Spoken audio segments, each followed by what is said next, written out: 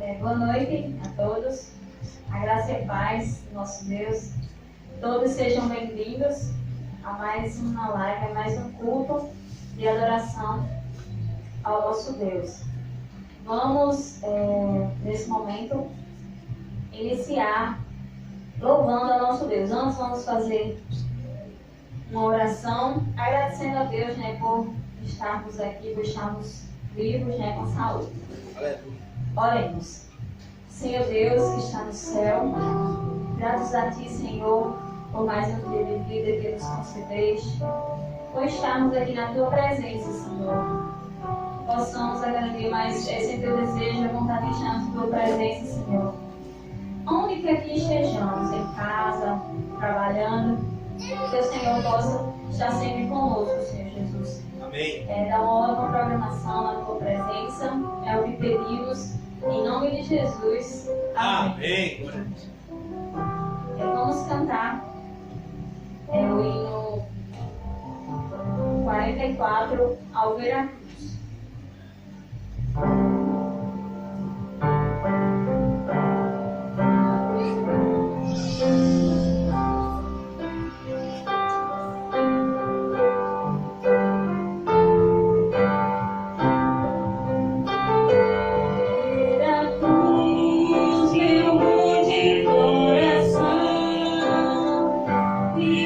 Silêncio, vão te dar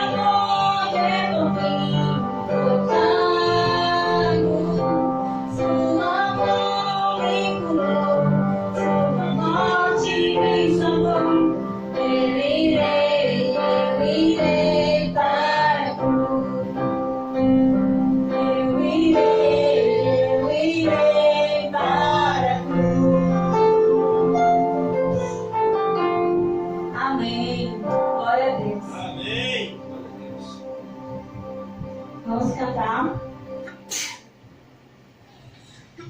a mensagem da cruz.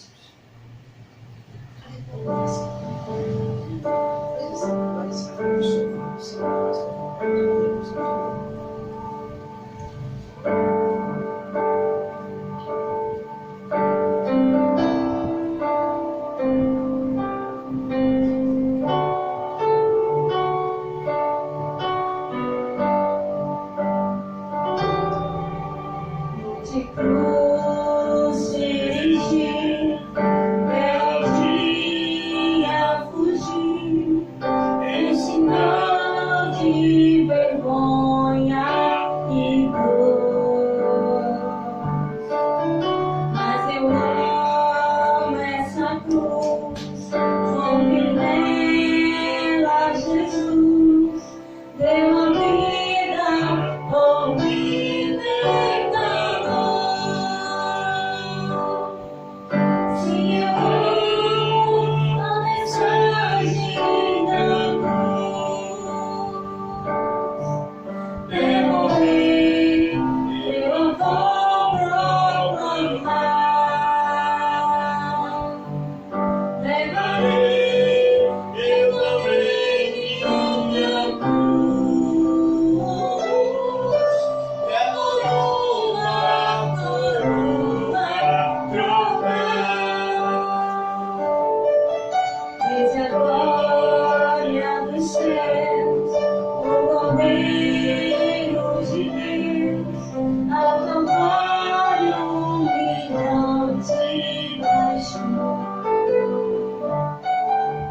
Essa cruz tem pra mim atrativo sem fim, porque nela Jesus me salvou.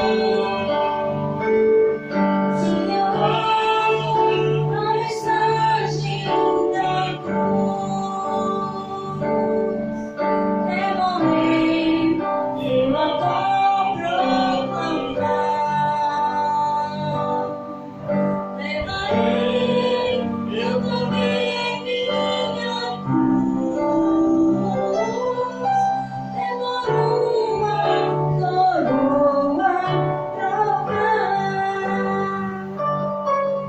Nessa cruz padeceu, fez por mim, já morreu, e a Jesus para dar meu perdão.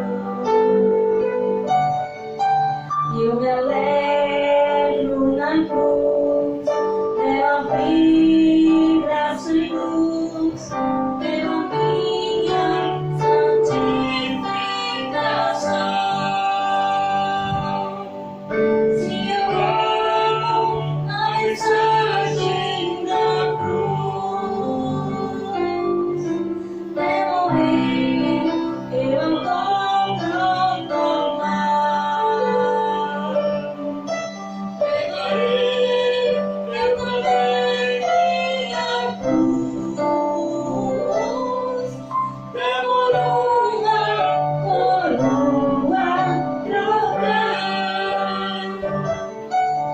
Eu aqui com Jesus, a vergonha da cruz, quero sempre levar e sofrer. Isso vem me buscar e com ele doar uma parte na glória de Deus.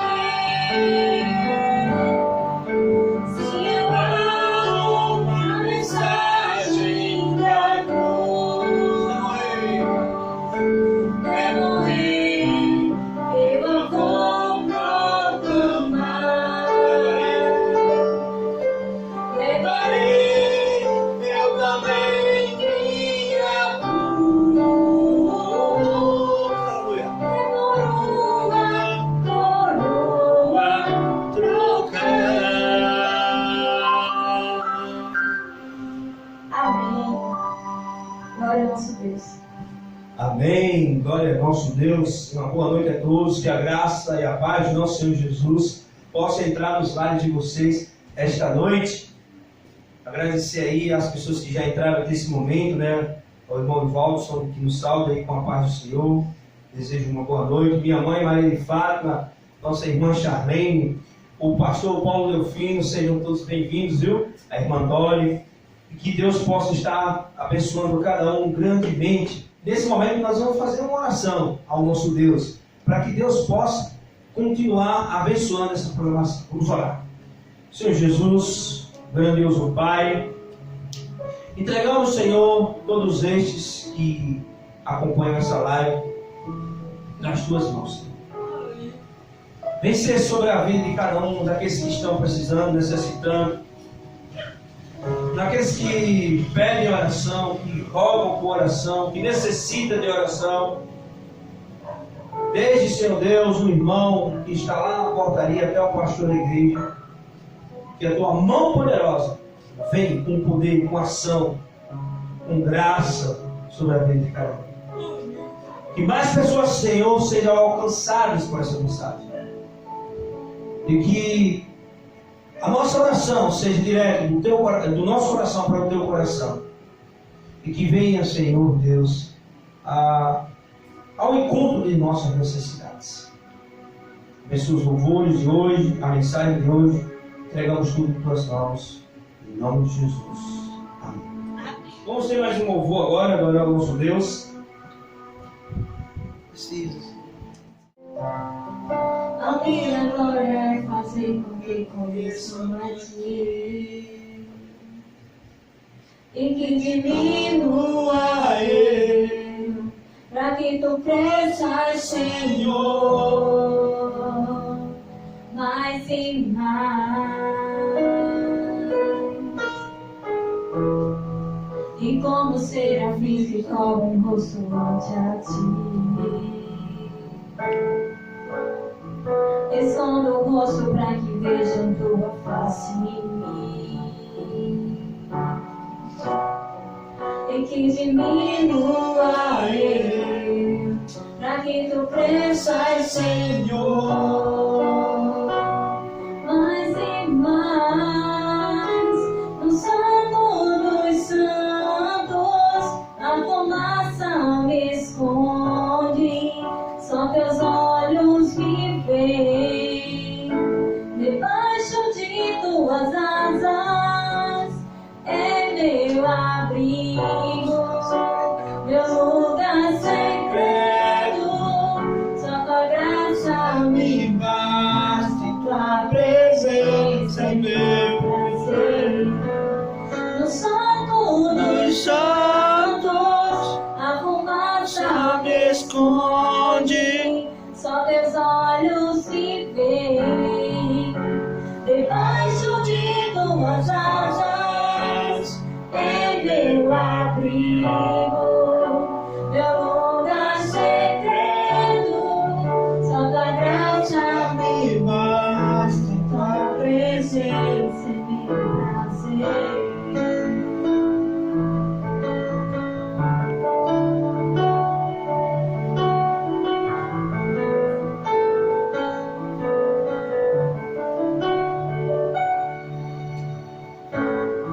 Eu não preciso ser conhecido por ninguém. A minha glória é fazer com que eu conheça a Ti, e que diminua eu, para que Tu cresças, Senhor, mais e mais.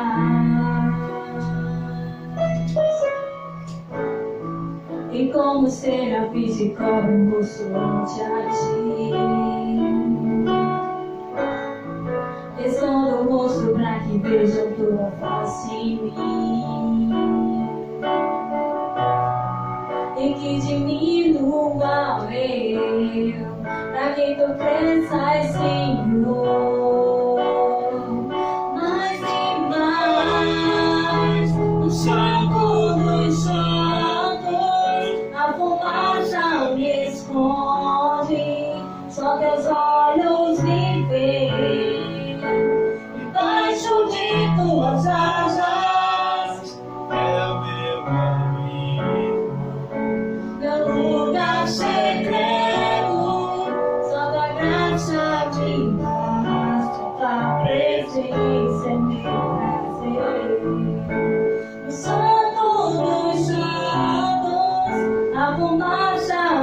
esconde, só teus olhos me veem. Debaixo de tuas asas é meu abrigo, meu lugar secreto. Só tua graça me basta, tua presença é meu prazer.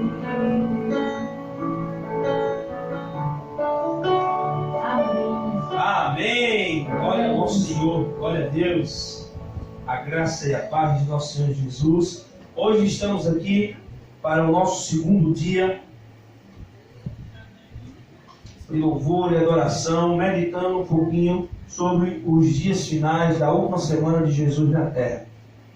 Eu quero dizer que a referência que eu uso para o estudo dessa semana é esse livro aqui, A Última Semana, de Marcus J. Borg e John Dominic Crossan, que eles fazem, esses autores, um relato bem detalhado dos dias finais de Jesus na Terra, né? Da última semana de Cristo na Terra. Claro que ao abordar, eles fazem uma abordagem assim por dia, né? Segunda-feira, domingo, segunda-feira, terça-feira, quarta-feira. Eles também entram em outras questões relacionadas a outro livro, né, que tem a mesma temática, e também eles se baseiam principalmente no livro de Marcos, né, para fazer análise, mas entram também em outros livros, né, os evangelhos, os outros evangelhos, e também em outros capítulos do livro de Marcos, que não está se referindo apenas à última semana, mas para que tenham à luz um entendimento melhor sobre essa última semana, ele também faz esse paralelo. Irmãos, quero convidar vocês, abrem comigo Marcos capítulo 14.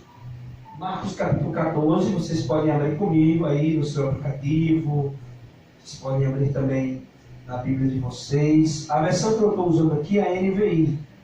Podem divergir um pouco de vocês, mas o contexto é o mesmo. Então, nós podemos ler assim: faltavam apenas 2 dias para a Páscoa e para a festa dos pães asmos sem fermento. Os chefes dos sacerdotes e os mestres da lei estavam procurando um meio de flagrar Jesus em algum erro e matá-lo. Mas diziam: não durante a festa, para que não haja tumulto entre o povo. Estando Jesus em Betânia, reclinado à mesa na casa de um homem conhecido como Simão, o leproso, ela quebrou o frasco e derramou perfume sobre a cabeça de Jesus. Alguns dos presentes começaram a dizer uns aos outros, indignados: por que este desperdício de perfume? Ele poderia ser vendido por 300 denários e o dinheiro ser dado aos pobres. Repreendiam severamente. Deixa-na em paz, disse Jesus, porque a estão perturbando. Ela praticou uma boa ação para comigo, pois os pobres vocês têm sempre, ou vocês terão sempre com vocês, e poderão ajudá-los sempre que o desejarem. Mas a mim vocês nem sempre terão. E ela fez o que pôde, derramou perfume em meu corpo antecipadamente, preparando-o para o sepultamento. Eu lhes asseguro que onde quer que o Evangelho for anunciado em todo o mundo, também o que fez esta mulher será contado em sua memória. Então Judas Iscariotes, um dos 12, dirigiu ao chefe dos sacerdotes a fim de entregar Jesus. A proposta muitos alegrou e lhe prometeram dinheiro. Assim ele procurava uma oportunidade para entregá-lo. Eu vou direto ao ponto desse texto, pensando que nós temos aqui uma cena, né, narrativa, em que temos 3 personagens principais da história, que seriam os sacerdotes, a mulher sem nome e os discípulos de Jesus, aqueles que se encontravam com Jesus ali naquela ocasião. Que interessante, na versão NVI diz que eram as pessoas que estavam com eles, e outras versões diz que são os seus discípulos. Pois bem, vamos agora tentar explorar cada um dessas cenas. Primeiro os sacerdotes, desses personagens, não é? Porque aqueles sacerdotes estavam planejando entregar Jesus. Diz aqui o texto que eles queriam matar Jesus, mas não durante a festa, para que não houvesse um tumulto ali no meio daquela multidão. Então, quando a gente pensa nessa questão do tumulto, porque os sacerdotes não queriam que tivesse tumulto, a gente passa a se questionar. Qual era o problema então daqueles sacerdotes? O problema era ficar bem na fita para o Império Romano, para os romanos. Porque o que os romanos mais evitavam naquela época eram as revoltas. E um estado, um lugar governado por alguém que tivesse muitas revoltas, representava então instabilidade para o rei. E se isso acontecesse em Israel, e aí a preocupação daquele sacerdote de manter tudo bem organizado, a preocupação deles era o quê? Se tiver um tumulto, o Império Romano vem aqui, destrói o nosso lugar de adoração, o templo que nós construímos, ou que Salomão construiu. O que de fato aconteceu no ano 70 depois de Cristo. Certo? Pois bem, nesse primeiro contexto, nós percebemos que os sacerdotes estavam querendo arrumar uma maneira de prender Jesus e, se possível, executá-lo, sem precisar que a multidão soubesse. E para isso, a necessidade de um traidor, que no caso, Judas Iscariotes. E aí, quando eles procuraram Judas, eles ofereceram dinheiro para Judas. Interessante esse relato, porque enquanto os outros falam que Judas aceitou receber o dinheiro, o livro de Marcos não traz esse detalhe. Apenas fala que os sacerdotes ofereceram dinheiro a Judas. Pois bem, então esse é o primeiro ponto da nossa narrativa. A necessidade de um traidor. E que aqui se faz necessário devido os sacerdotes não quererem que o Império Romano, ficar mal na fita com o Império Romano, não quererem que o Império Romano viesse lá e destruísse o templo, né, e destruísse a cidade. E, inclusive, ficou famosa a frase que é melhor que um pereça do que toda a nação. Então, esses aí eram a intenção dos sacerdotes. Mas, agora eu queria entrar numa outra parte da narrativa que eu achei bem interessante. Falando um pouquinho dessa mulher. Porque o texto diz que essa mulher, ela não tinha nome. A mulher sem nome. Daqui a pouco eu vou explorar mais um pouquinho essa ideia de mulher sem nome. Veja bem, a pregação de Jesus sempre se concentrou na questão dos pobres. A preocupação deles com os pobres. Tanto financeiramente, né, como de espírito. Ele veio dar liberdade ao cativo, né? Veio dar liberdade aos pobres. Nós vimos isso lá em Lucas, capítulo 4. Então ele tinha uma preocupação.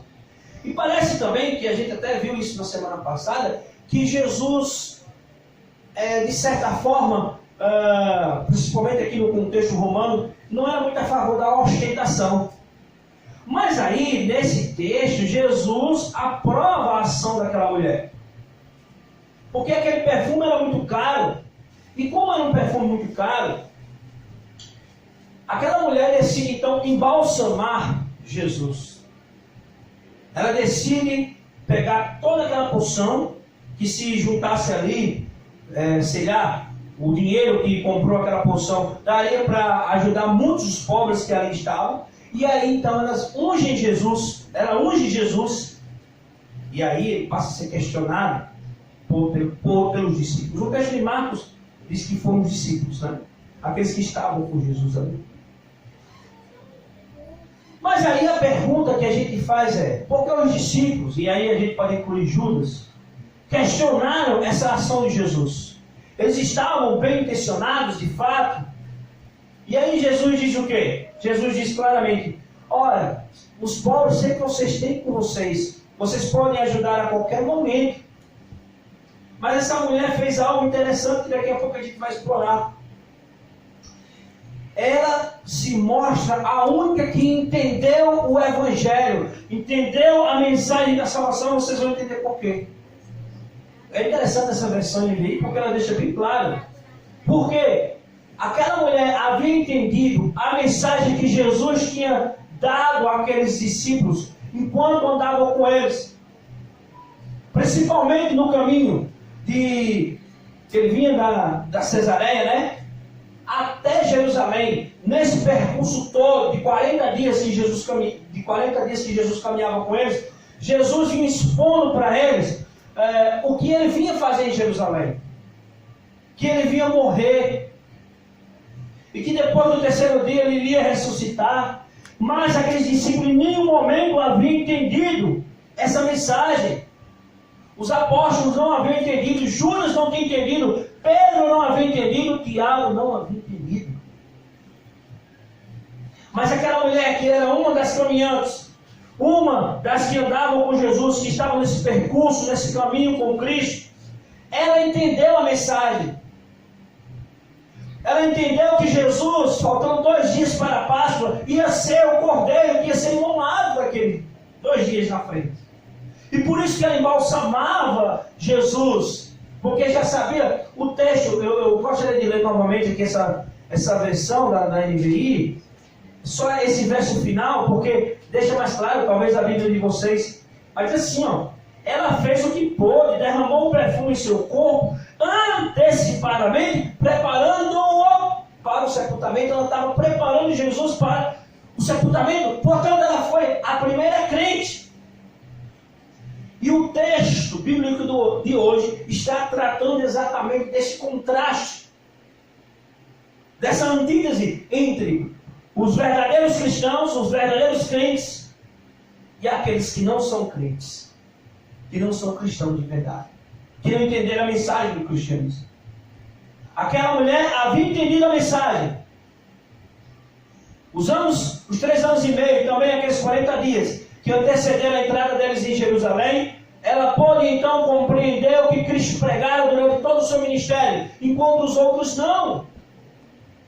Aqueles discípulos, por exemplo, eles acreditavam que Jesus estava ali para tomar o poder de Roma e se assentar no trono de Davi em Jerusalém. A visão dele, o foco deles era um terreno. É tanto que em uma das passagens Jesus anuncia a sua morte, nesse percurso que eu acabei de falar. E aí Pedro diz: não, Senhor, de maneira nenhuma, isso não vai acontecer. E aí Jesus: afasta de mim, Satanás. Jesus sabia que existia uma outra consciência por trás de Pedro. Olhou para Pedro e disse: afasta-se de mim, Satanás. Ele não entendeu a mensagem. Ele estava cego. Satanás o cegou. Assim não só como Pedro, mas como todos aqueles discípulos. Porque Judas resolveu aqui se revelar como traidor, porque aqui há uma necessidade do traidor na primeira parte do texto. Mas no final, lá no verso 10, mostra que Judas saiu para entregar a Jesus. Há uma necessidade de um traidor, no primeiro verso do capítulo 14. E esse traidor é revelado lá no verso 10, que é o próprio Judas. No meio daqueles discípulos que não entenderam a mensagem, que olharam para aquela cena e disseram: não, aqui não dá. Aqui não dá. Não tem como. Não é ele o rei que nós esperávamos. Porque nós achávamos que ele ia tomar o trono de Davi. E um dos comentaristas aqui no livro que eu acabei de mencionar aqui no início dessa mensagem, diz que uma possível, e aí mais o livro não detalha isso, o livro de Marcos, mas uma possível motivação de Judas, então, decidir entregar a Jesus, é porque ele percebera que Jesus não ia tomar o reino, no sentido de que ele, inclusive, defendia a violência para poder alcançar esse objetivo, como tinha muitos outros que na época de Jesus, inclusive Barrabás, usaram de violência, causando revoltas em Jerusalém, para tomar o poder do Império Romano. Ou tornar-se livre, independente do Império Romano como nação judaica. Então, nós aprendemos aqui o quê? Que aquela mulher foi a primeira crente, foi a primeira a acreditar na morte, no sofrimento de Jesus para a sua redenção. Ela acreditou nas mensagens. Ela acreditou naquele Cristo que viria sofrer, mas que iria ressuscitar ao terceiro dia. Enquanto os outros discípulos estavam 3 anos e meio com ele, a gente já comentou isso aqui, e não entenderam essa mensagem, aquela mulher entendeu. Amém? Nesse sentido, nós podemos dizer o quê? Que aquela mulher sem nome é a crente da história. Já a gente vai fazer a aplicação hoje, para os dias de hoje. Na história da humanidade, na história hoje, quem são os crentes? Mas mostra que os outros discípulos, que também comiam com ele, porque Jesus mostra aqui que todos têm a mesma oportunidade. Assim como aquela mulher, todos os outros comiam com ele, estudavam com ele, estavam na escola bíblica com ele, comeram com ele. Então todos tiveram a oportunidade, mas nem todos entenderam. É possível que alguém que esteja na igreja durante muitos anos, a gente já até falou aqui de joio e trigo, uns venham entender a mensagem, outros não. Outros levem a mensagem apenas por motivações pessoais, e outros de fato venham acreditar na palavra. Então, eu gostaria de falar um pouquinho agora sobre o contraste dessa mulher sem nome em relação aos discípulos, em relação aos apóstolos, em relação àqueles que seguiam a Jesus, que vieram até ali, que estavam ali naquela quarta-feira. Eles não entenderam. Então, vamos perceber aqui. Primeiro, todos falharam. A gente tem o costume de olhar aqui para essa história e achar que só quem falhou foi Judas, porque aqui nesses versículos, verso 10 que a gente já falou, Judas se revela como traidor. Então a revelação de Judas como traidor mostra, talvez leve alguém a pensar que aqui está falando da desgraça de Judas. Porque aqui é que começou a desgraça de Judas. Mas não, o fracasso não foi apenas de Judas. Não era só Judas que era ladrão e ganancioso. Não. Há comentaristas que falam que a ideia de que Judas estava ali preocupado com aquele dinheiro que a mulher estava usando para embalsamar Jesus, não era porque ele estava interessado em ajudar os pobres, mas porque ele era ganancioso, e como tesoureiro ele estava pensando no lucro, e ele já estava pensando no reino terreno. E a gente viu que uma das mensagens da última semana é o reino de Deus. E o foco desses homens era o foco apenas no reino terrestre. Tomar o reino do Império Romano, assumir o trono de Davi, a conquistar a independência do Império. E vocês sabem que no meio do caminho, naquela caminhada, os próprios discípulos discutiam quem é que ia sentar à direita ou à esquerda de Jesus Cristo. Já até falamos isso quando abordamos aqui o tema a caminho de Jerusalém, uma das lives que nós fizemos. Vocês podem assistir essa pregação depois, porque vem complementar a mensagem de hoje. Então, no caminho ali, eles discutiam quem seria o maior. Que Jesus não estava levando eles para o trono, para a direita ou a esquerda. Não! A intenção, na realidade, de Jesus era levá-los para a cruz. Eles deviam estar dispostos a tomar a cruz de Jesus, seguir com ele até o Calvário. E aí, quando eles perceberam que Jesus estava indo para o Calvário, e que o Calvário não traz glória, não é o reino. Então, quando eles perceberam que, em vez de glória, eles estavam sendo conduzidos para a cruz, para o Calvário, e aquilo não trazia glória sem vergonha, eles desistiram e eles abandonaram a Jesus. É tanto que a gente sabe que quando Jesus estava morto, só tinha algumas mulheres, as mulheres sempre importantes nesses cenas, e também João, o discípulo amado. Pois o próprio Pedro, mostrando a sua condição de fracasso, também negou a Jesus. Então todos são fracassados, Todos são gananciosos. Aqui não é possível destacar apenas Judas como ganancioso. Mas também pode se destacar todos os outros discípulos. Todos aqueles que acompanharam Jesus pelo caminho de Cesareia até Jerusalém. Então, irmãos, quem é que Deus quer? A quem Deus quer se revelar? Essa é a parte central da mensagem de hoje. Inclusive, eu esqueci de mencionar no início, é a parte que nós intitulamos a mensagem de hoje. A quem é que Deus quer se revelar? Na realidade, Deus quer se revelar a todos. Mas a quem é que Deus se revela? Deus se revelou para uma mulher que na época, na sociedade da época, e olha só, que é mais significativo ainda, uma mulher sem nome. Há comentaristas se associam com Maria Madalena, né? Não vamos entrar nesse detalhe, mas aqui a gente, de fato, o texto de Marcos não diz qual é o nome dessa mulher. E isso é significativo. Porque Deus poderia ter se revelado a Pedro.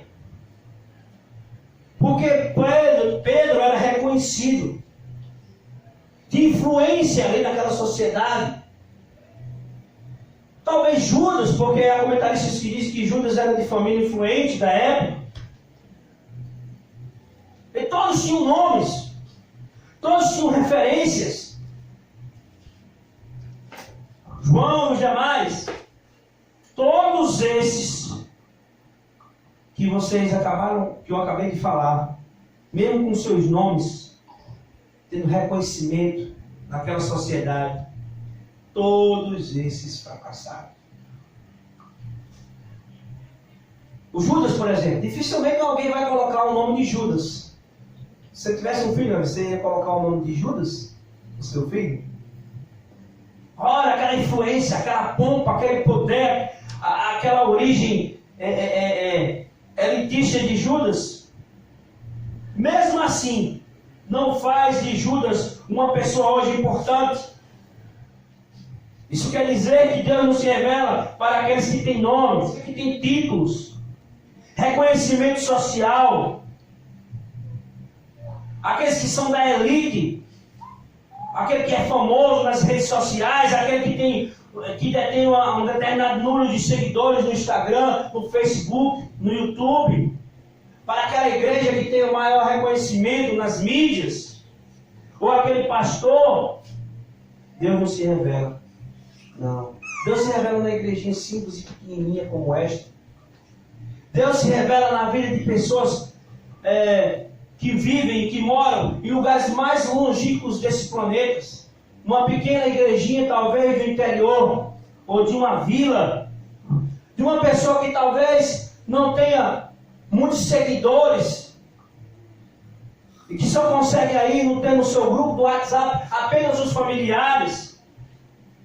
Aquela mulher talvez não tivesse muitos seguidores no Instagram. Talvez a sua página do Facebook fosse menos visitada. Talvez um número muito pouco de inscritos no YouTube. Aquela mulher sem nome. É assim que vivem muitas pessoas hoje, no anonimato. Não aparece nas mídias. Não tem reconhecimento.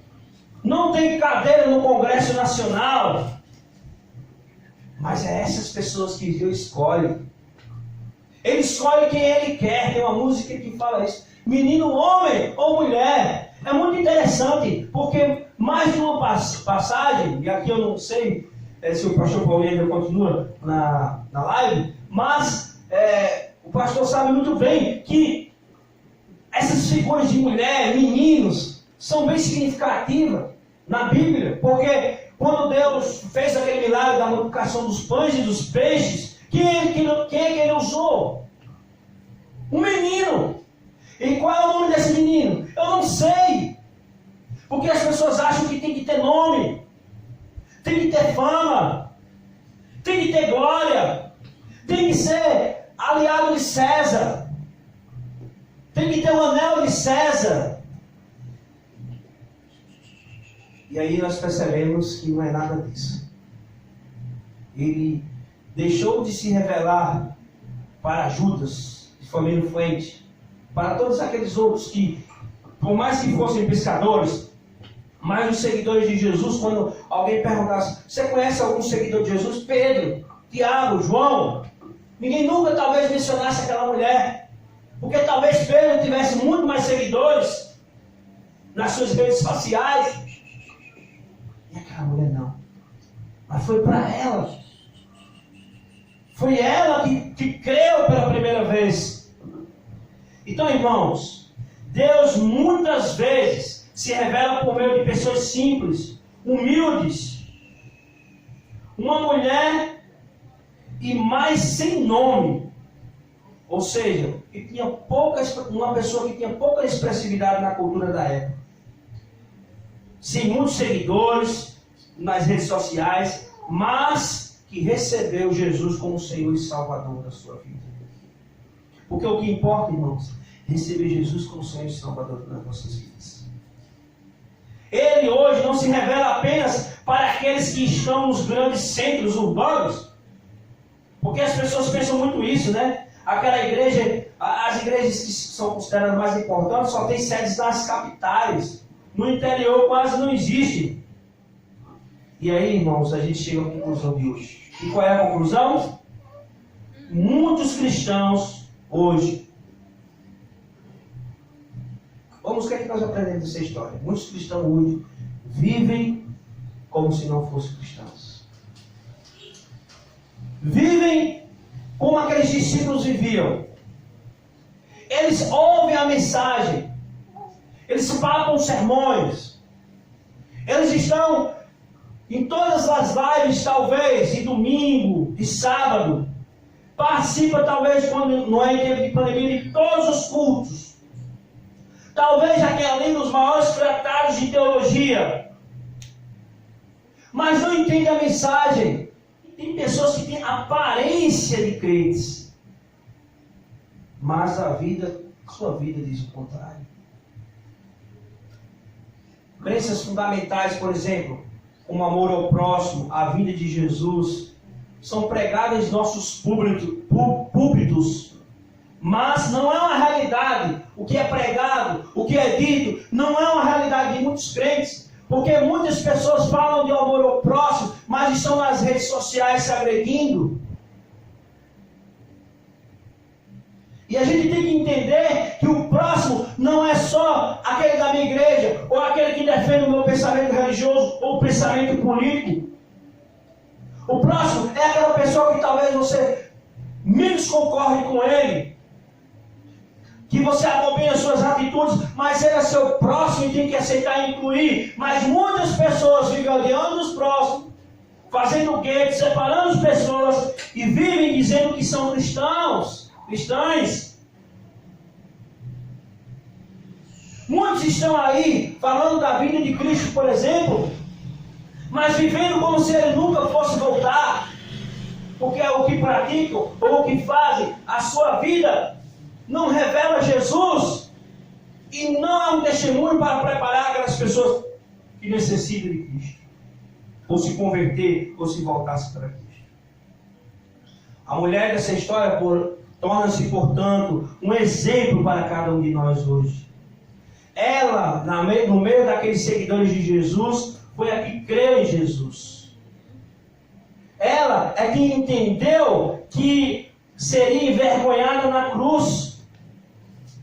Enquanto nós não entendermos que o reino de Deus não é glória, não é poder, como Judas acreditava, como Pedro, os discípulos acreditavam, porque eles queriam a direita e a esquerda de Deus. E quando nós não pararmos de acreditar nisso e entendermos que a mensagem do Evangelho, ele nos traz vergonha, cantamos aqui no início, né? Se eu amo a mensagem da cruz, eu amo. E para a época, a cruz não era lugar de glória, gente.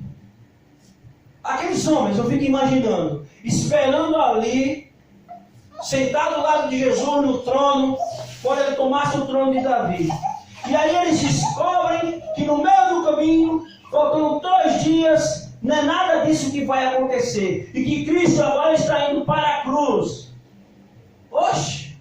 Nós esperávamos aquele que ia nos salvar, aquele que ia nos nos redimir no sentido, né, nos libertar do jugo romano, e ele morre na cruz.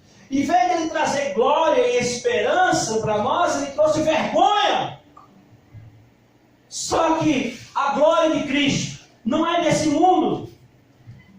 E é preciso que passemos pela cruz, pela vergonha da cruz, para que nós, como cristãos, para que possamos ser exaltados, porque a Bíblia já diz que os humilhados serão exaltados, para que possamos ser exaltados por Cristo.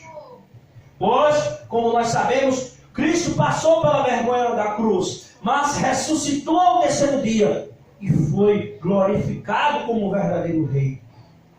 E hoje também Ele quer ser glorificado em nossas vidas, como um verdadeiro rei do nosso coração. Mas antes de recebermos a glória, nós temos que entender que precisamos passar pela vergonha. E aí hoje é dia de nos envergonharmos dos nossos pecados, de lançar os pés de Cristo na cruz e pedir perdão, porque assim seremos exaltados por Ele. Aquela mulher ali entendeu isso. Ela foi um exemplo de crente para cada um de nós. Ela é considerada então a primeira cristã, porque ali ela entende a mensagem de Cristo, a mensagem do Evangelho. Enquanto os outros só foram entender depois, quando Cristo ressuscitou. Aquela mulher já tinha entendido muito antes. E agora, irmãos, eu faço um apelo. E aí eu já peço ao músico para vir se dirigindo aqui. E o apelo é o seguinte: você está disposto, irmãos, a viver como um verdadeiro cristão? Um verdadeiro filho do reino de Deus? Qual é o foco do seu reino nessa terra? Ter representatividade no Congresso Nacional ou na Presidência da República, alguém que represente aí você como cristão, como evangélico?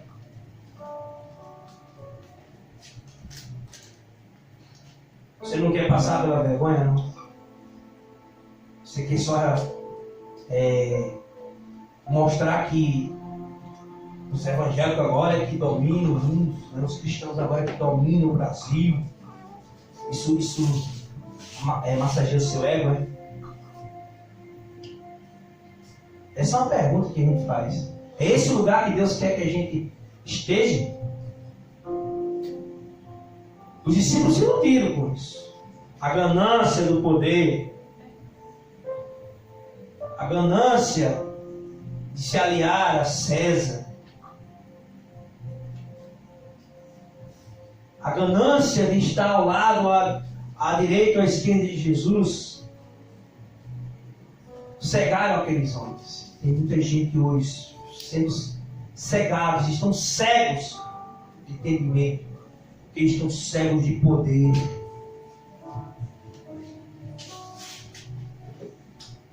Você vai continuar ainda disseminando ódio nas redes sociais? Ou preconceito? Até quando você vai entender que o próximo não é apenas aquela pessoa da igreja ou que defende a sua ideologia religiosa e política, e que o próximo são todos? Que de motivação hoje, irmãos, que faz ser cristão? É a cruz? Não, a cruz não, porque a cruz só traz vergonha para mim. Eu não quero ser envergonhado. Fico imaginando ali, rapaz, Judas, coitadinho, pensando que ali naquela semana esse é o tesoureiro do reino de Deus. Onde ele percebeu, não, é vergonha. Eu vou aproveitar aqui e vou tentar lucrar de alguma outra forma aqui. Vou entregar Jesus, né? Já que os sacerdotes estão querendo entregar ele, pegar ele sozinho, vou informar o canto que ele vai estar só, que vai ser lá no jardim, no Getsemane, né? Aí eu vou entregar logo, vou me beneficiar de alguma coisa, porque eu estou vendo aqui que não era o que eu imaginava, não. E os outros discípulos também. Fico imaginando eles decepcionados. Nossa, E eu que pensava que ia reinar com o Cristo, eu tenho que caminhar com Ele até a cruz? Pois é, irmãos, Jesus nos chama a caminhar com Ele, a ir com Ele até a cruz. Eu irei para a cruz.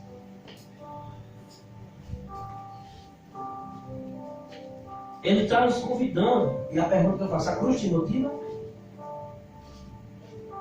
Aquela mulher ali, quando embalsamou Jesus, ela mostrou fé. Porque a morte, o sepultamento de Jesus, o texto que a gente leu hoje diz isso. A morte, o sepultamento de Jesus, é que movia a fé daquela mulher a fazer coisas grandiosas. E eu tenho certeza que você pode fazer coisas grandiosas hoje também. Se a sua motivação também for a cruz de Cristo. Qual é a sua motivação? É a cruz? Ou é a ganância pelo poder? O desejo de representatividade? É de estar com aqueles que choram, que precisam, os humildes quebrantados, no meio daqueles que são excluídos, rejeitados pela sociedade? Ou você prefere estar do lado do governador? Destaque, sair nas fotos das redes sociais. O cantor evangélico, fulano de tal, tira foto, posta foto ao lado do governador, ao lado do deputado, do presidente, não sei o quê. O que é que te motiva, meu irmão, hoje? Qual é o motivo de sua fé?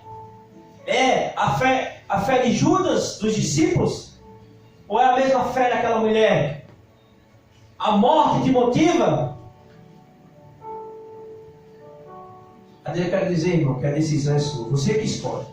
Hoje, ou você escolhe o destino de Judas e daqueles discípulos que seguiram Jesus naquela caminhada, mas não entenderam a mensagem, ou você escolhe o destino dessa mulher.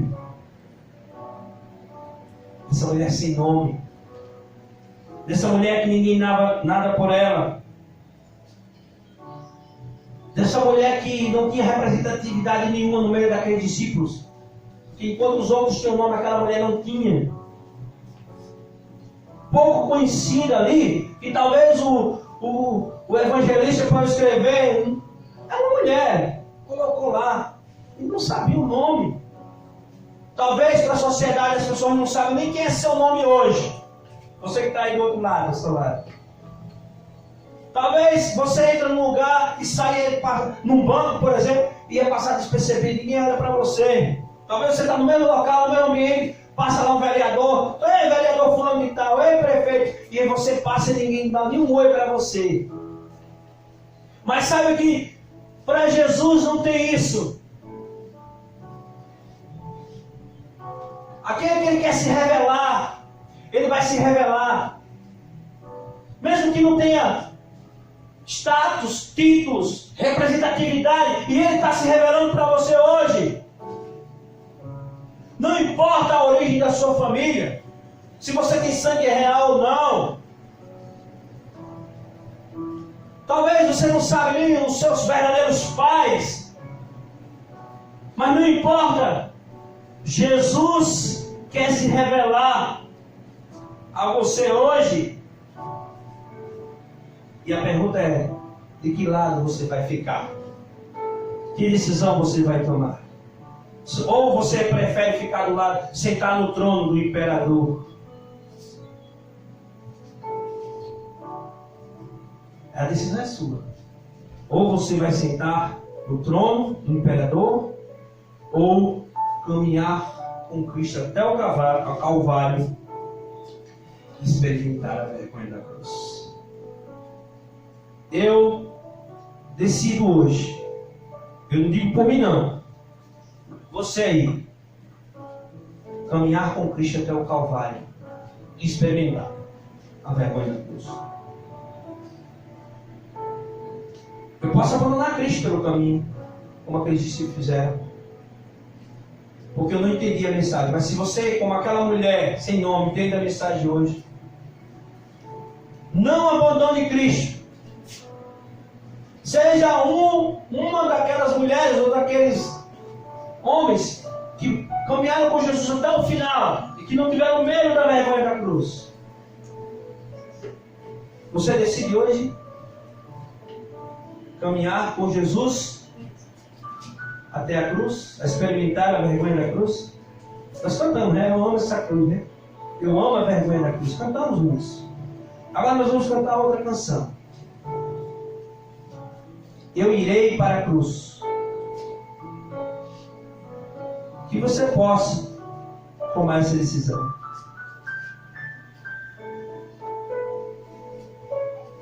De aceitar a morte de Jesus não como uma vergonha, mas assim como aquela mulher, de aceitar aquilo ali como a minha vida mudada e transformada. E que hoje você possa dar um louvor e adoração que é devido ao nosso Senhor, assim como aquela mulher dele. Que seja esta decisão essa noite. Amém.